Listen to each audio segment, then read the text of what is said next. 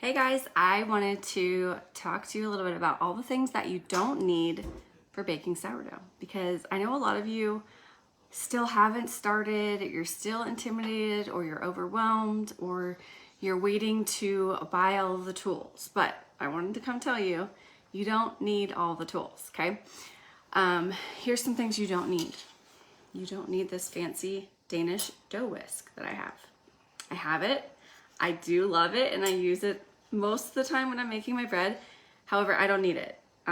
It is easily found on Amazon, but it's not necessary, because guess what you can mix your dough with? Your hands. You could totally use your hands. The other thing you can use if you don't want to get your hands all messy in the initial mixing of the dough is one of these beaters that comes from a hand mixer. I have several of these on hand, and when my other thing is not ready and not clean, I'll just grab one of these. And the reason I do this over a regular whisk is because regular whisks aren't strong enough to withstand mixing the dough. Like, this is solid. You can imagine, how flimsy sometimes a whisk can get if something's getting too thick. So that's why I use this. Plus, it has more room for the dough to kind of come through. Whereas the regular whisk, because the things are so close together, it just doesn't work. But anyway, so that's one thing you don't need is this. The other thing you don't need is, if I'm saying this right, a lamb. This is like for scoring your bread. Totally don't need to buy this. You know what you can use? You could totally just use a kitchen knife. That's something you can use for scoring the bread. You don't have to go out and buy this, or you could just buy yourself some of these, like a straight razor. These are little razors that come in packs of I don't know, I think I got 100 and maybe 100 razors in a box. And I mean, it was pretty cheap. It was probably $7 or something like that on Amazon. So they actually are pretty cheap. You just, you have the handle thing at home and then just keep replacing the razor. But you don't need it. So that's another thing you don't have to go out and buy before you make bread. Another thing is a bench scraper. You do not need to go buy this. I have several of these just because I've had one from years ago that I've used just in cooking and baking and stuff. This came with one of my sourdough basket sets, I think, that I bought, but I'll tell you, I barely ever use this one for some reason. I tend to like the plastic one of all things because it's more flexible. I do use that one a little bit to scrape out after you've mixed your dough and then you're moving it or transferring it or whatever, or whenever you're done with it, there's always that crusty stuff that's at the bottom of your bowl. I do like to use the flexible plastic bench scraper thing for that because it does help get that out. But you don't need one. Another thing you don't need, actually, and this might surprise you, is a Dutch oven, like a cast iron Dutch oven. You don't need one of these. You could totally bake your bread in something else. If you'd like one of these, I would suggest go looking at thrift stores first, because you never know. A lot of people do find these there and you'll get a really good deal on it, because I know these can be pricey and sometimes out of budget. I've gotten one, at Macy's before, and when you can use a coupon on a day where there's a really good sale, that's ideal, or Kohl's or something like that when you get a 30% off. That's a good way to buy one of those. But if you don't want to buy one, you don't have to. If you have a pizza stone, you could just bake it right on a pizza stone and you don't even have to cover it. You could use a roasting pan. You can use a, I don't know, cookie sheet or cast iron pan even, and you don't even necessarily have to cover it. You could take whatever pan that you're putting it in and cover it with a bunch of foil if you want, is one way. But you don't necessarily have to cover it. I mean, ideally, yes, this is one of the most perfect ideal ways to bake it because of the, the steam that gets trapped in here from the moisture of the loaf, and you have the lid on. So I keep the lid on for 25 minutes usually for my loaves, and then I take the lid off the last 15 minutes. But today I made some sandwich bread, and so I just used a regular loaf pan for this, so you can use something like that, or a cake pan or whatever. Just make sure that the item that you're using to bake your bread in can withstand temperatures of 500 degrees, because usually you're baking your bread at that temperature, at least I am. Another thing you don't need is beeswax wrap. A lot of people will say that's what you need to store your bread in. not necessarily. You don't have to go out and buy something specific to store your bread in. A lot of the time I literally just keep mine on my cutting board. And what I'll do is I'll just put the loaf after I've sliced it. I put the inside of the loaf down on the cutting board and it just sits like that.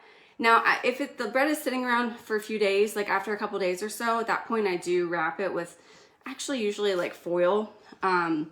Sometimes I'll put it in a bag or do plastic wrap, but yeah, I tend to just leave it like this, and then we end up going through it and it stays nice and fresh that way. You don't even necessarily have to put it inside of anything or store it a special way. What else did I want to say that you don't need? Oh, well, kitchen scale. I laugh because I actually highly recommend you have a kitchen scale. However, there are people that make sourdough bread and they don't measure their ingredients by weight. They just scoop. So technically, if you want to get started that way, you totally can. You don't have to have a kitchen scale. These aren't as expensive as you think. Like, I feel like you can get them for $15 or under, and you can get them Amazon Prime to you. So don't like sit around and wait until like the day you can go shopping for all the tools. Like, you know, you don't need all the tools, or the ones that you do need, like you can get them on Amazon usually pretty cheap. I do really recommend this though, because scooping, you know, measuring like with measuring cups and then the liquid, you know what I mean? Like, it's not gonna be the same as if you're weighing both. I weigh my water and I weigh my flour and my salt all on this scale, so I know it's all gonna be to, you know, like what the recipe says, and it's gonna turn out the way I want it to. So I like having the scale, and I'm not a sciencey person. I'm not even really a recipe person, like in general. When I cook, I throw stuff together. I don't follow recipes. But when I'm baking my bread, I generally like to keep, you know, the ratios correct, you know, with the recipe I'm using. But anyway, so there's that.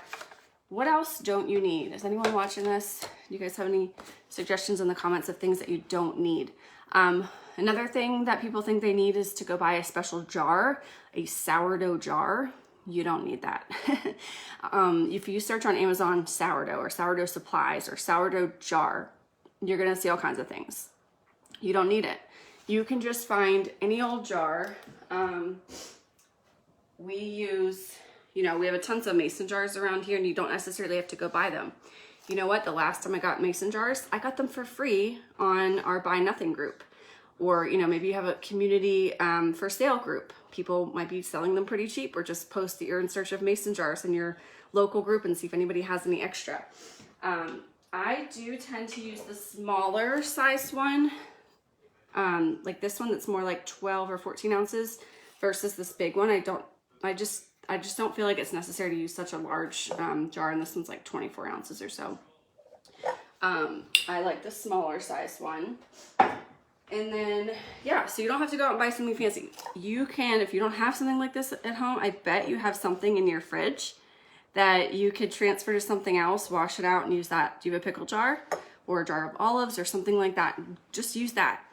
You don't need a fancy lid or anything. I know someone recently had said they don't have any cheesecloth to cover it with. I don't use that. Like, I just set a plastic lid right on top of mine. Sorry, I'm like not prepared for this with all my stuff. Here's one of my current jars, and I bought these lids on Amazon.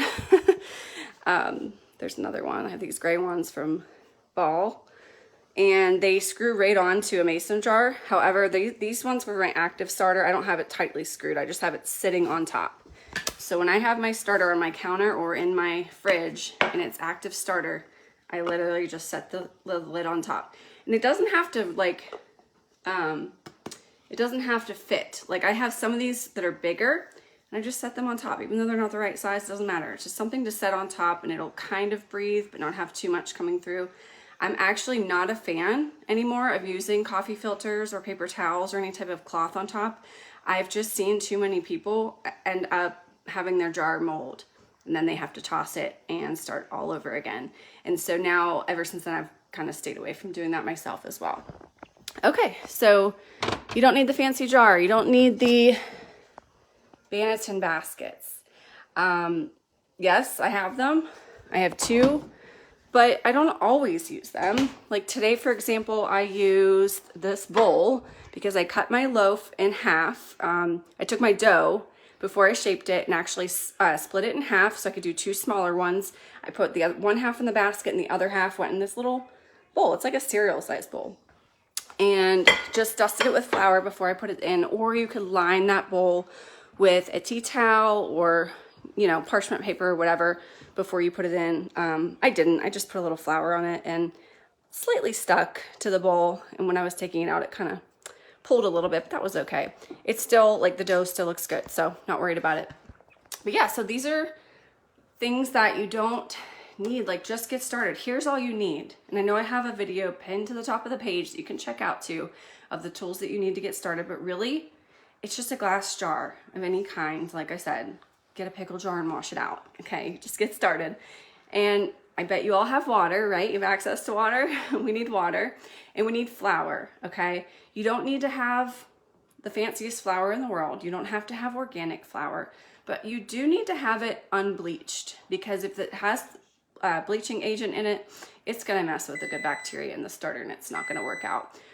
There's my timer for my bread that's in the oven, so I'm gonna go, but I just wanna make sure you guys know to keep it simple and just start. A jar, water, and some flour, something to place on top of the jar. If you don't have like a plastic lid to put on top like I do, that's fine. You can start with a paper towel or a coffee filter. I know a lot of people do it with success. And I did for a little while do that too, but like I said, I've seen people have theirs mold and it's just not as great as an environment, so just watch for that. And then just something to stir it with.